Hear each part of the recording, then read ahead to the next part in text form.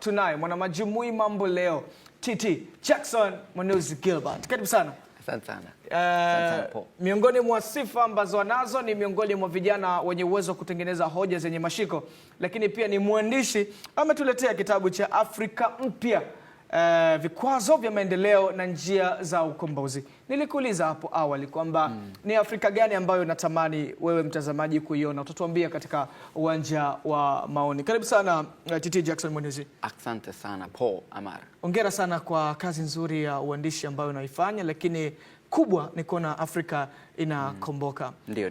Miongoni mwa kauli ambazo tunazikumbuka kama vijana, ni rais wa kwanza wa nchi ya Ghana, Kwame Nkrumah, alizungumza mwaka 1963 kwamba uhuru wa Afrika hautakuwa na maana, uhuru wa Ghana hautakuwa na maana kama nchi nyingi za Afrika bado zitakuwa zinatawaliwa.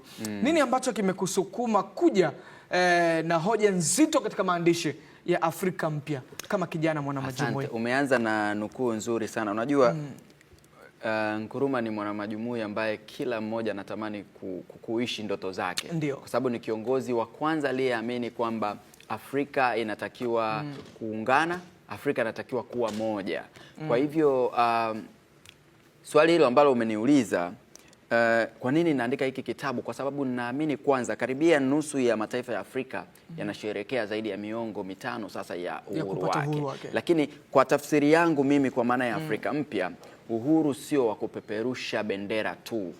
Uhuru ni viwanda vinavyozalisha ajira, ni vijana wanaozalisha ubunifu mpya, na wala sio kuuza rasilimali za Afrika kwa bei ya hasara. Ndicho ambacho naweza kukisema. Kwa hivyo tupo huru, lakini tunatumia vipi rasilimali zetu? Kwa nini niliandika kitabu? Ni kwa sababu Afrika ni bara ambalo limebarikiwa kuliko maelezo. Ndio. Lina vitu vingi sana vikubwa, kuanzia rasilimali vitu mpaka rasilimali watu. Unajua bara la Afrika lina watu zaidi ya bilioni 1 na takribani zaidi ya 65% ni vijana ambao wako chini ya umri wa miaka 25. Sijui kama unaelewa, hakuna bara lolote duniani ambalo lina watu wa hivyo.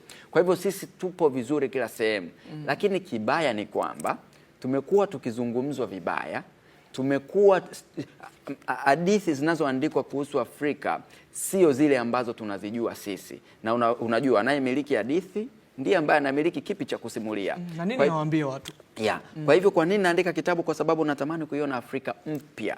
Manake kuna Afrika ya zamani ambayo inatakiwa iondoke kwenye fikra za watu, tuijenge Afrika mpya ambayo haitakuwa na kikwazo chochote, itakayolingana na aina za rasilimali tulizo nazo.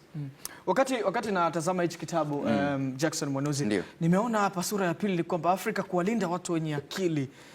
Miongoni mwa vitu ambavyo tunapambana kama yenye wasomi wengi sana na watu wenye vipaji vingi sana. Ukitaka kuona hivi, tazama hata timu za taifa mbalimbali za Ulaya, ikiwemo Ufaransa, 90% unakuta ni Waafrika. Sasa kabisa. Sasa kwa nini tunatakiwa kuwalinda vipanga ama watu wenye akili? Taifa lolote linaloendelea linategemea wa think tank, watu wanaoweza kufikiri vitu wakaleta majawabu ya maswali magumu. Sasa kinachotokea, baadhi ya watu wenye akili nyingi wakirudi Afrika, wakati mwingine wanakutana na vikwazo. Mtu mwingine anakuwa kama threat, yani kama tishio, kwa anatengenezewa mazingira magumu hivi na nini, au wanakutana wakati mwingine na miundombinu ambayo haiwawezeshi kuendelea kuchapa kazi. Sio kwamba wengi hawarudi, lakini kuna watu wengi sana ambao hawarudi Afrika. Baadhi wanarudi, lakini wengine hawarudi, na ni kutokana na changamoto. Sasa Afrika Mpya inatamani kuona